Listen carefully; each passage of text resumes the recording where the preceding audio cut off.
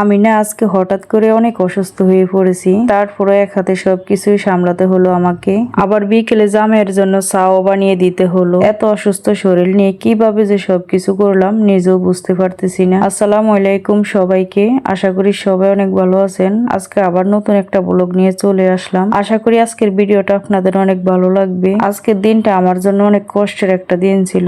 শরীরটা একদমই ভালো না থাকলেও সংসারের কাজ তো আর থেমে থাকে না, তাই ধীরে ধীরে সব কাজে শুরু করলাম। আজকে ভাবছিলাম খুব বেশি একটা কিছুই রান্না করব না, শরীরটা এত খারাপ লাগছিল যে রান্না করে দাঁড়াতেই কষ্ট হচ্ছিল। তারপরও ভাবলাম আগে ভাতটি বসিয়ে দেই। আমার কাছে রাইস কুকারে রান্না করলে একটু সহজ লাগে, গরমও কম লাগে আর অস্থিরতা কম হয়, তাই আগে রাইস কুকারে ভাত বসিয়ে দিলাম। তারপর ভাবলাম আজকে কাঁচা আম দিয়ে টক ডাল রান্না করি, সেজন্য ডালটাও বসিয়ে দিলাম। ভাতটা ঢেলে ডাল দিয়ে দিলাম। আমার না ফ্রিজে আগে থেকে পাটের শাকও ছিল, এখন শুধু কাটবো পাটের শাক গুলো। আজকে ভাবছি যে কিছুই রান্না করব না, শরীর একদমই খারাপ। তারপরও দেখেন একে একে অনেক কিছু হয়ে গেল। এখানে পাটের শাক হলো, তারপর আবার কই মাছ ভাজবো, আবার টক আর ডালও হয়ে গেল। ভাবতে ভাবতে অনেক কিছুই রান্না হয়ে গেল।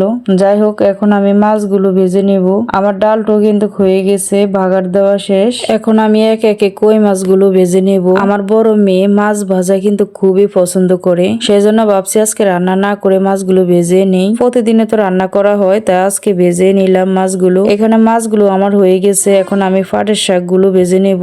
আমি না ভাবছি আজকে কিছুই রান্না করব না, কিন্তু দেখেন আল্লাহর কি রহমত, আমার না শরীরটা এই সময় একটু ভালো ছিল, এজন্য দেখেন 3 আইটেমে করে ফেলছি। রান্না না করলে তো আর কেউ খাওয়া হবে না, তাই কষ্ট হলো রান্না করে নিতে হবে। এখানে আমার পাটের শাকগুলো ভাজা হয়ে গেলে আমার রান্না কমপ্লিট হয়ে যাবে। দেখেন আজকের পাটের শাকগুলো এত সুন্দর ছিল, বিশ্বাস করবেন না আপনারা, সব সময় কিন্তু এরকম ভালো পাটের শাক পাওয়া যায় না। আমি তো ভয়েস দিতে আইসা আমার পুরো জিভে জল এসে পড়ছে। আজকের পাটের শাক ভাজিটা অনেক মজা হয়েছে। যাই হোক, রান্না বাড়া সবকিছুই শেষ করলাম, শরীর খারাপ নিয়েও সব রান্না শেষ করলাম।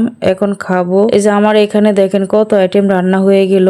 আগের ইলিশ মাছের তরকারিও ছিল, আম দিয়ে টক ডালও হলো, পাটের শাক ভাজিও করলাম, আবার কই মাছও ভাজলাম, আবার আগের ইলিশ মাছের তরকারিও আছে। সব মিলিয়ে আজকে রান্নাটা ভালোই হয়েছে। আজকে সাধারণত যেভাবে পাটের শাক রান্না করি সেভাবে রান্না করি নাই, আমি সাধারণত ডাল দিয়ে রান্না করি সব সময়, কিন্তু আজকে পেঁয়াজ আর রসুন বেশি করে দিয়ে ভাজলাম। বিশ্বাস করবেন না, আজকের পাটের শাকটা এত মজা হয়েছে, একদম গ্রামের মতো স্বাদ লাগছিল। সব সময় কিন্তু এরকম ডেগা পাটের শাক পাওয়া যায় না। আজকের পাটের শাক গুলো অনেক নরম ছিল। আমি এক এক করে সব রান্নাই শেষ করলাম অসুস্থ শরীর নিয়ে। এরপর বিকেলের দিকে আবার জামাইয়ের জন্য চা বানিয়ে দিলাম। আমার জামাইকে না কিছু করে দিলে অনেক খুশি হয়, তাই ভাবলাম শরীর খারাপ হলো ওনার পছন্দের মতো 1 কাপ চা বানিয়ে দেই। চা বানিয়ে দিয়ে একটু বসেছিলাম, তারপর সন্ধ্যার দিকে ওষুধ খাওয়ার জন্য আসলাম। হঠাৎ করে শরীরটা আরো বেশি খারাপ লাগতে শুরু করলো, গায়ে অনেক জ্বর চলে আসলো। কেন এমন হলো আমি নিজেও বুঝতে পারলাম না, শরীরটা একদমই কাঁপছিল। তারপরও ভাবলাম একটু ওষুধ খেয়ে বিশ্রাম নিলে হয়তো ঠিক হয়ে যাবে, কারণ মেয়েরা অসুস্থ হলো পুরোপুরি সুস্থ হয়ে পড়ার সুযোগ পায় না। আজকের ভিডিওটা এখানে শেষ করলাম।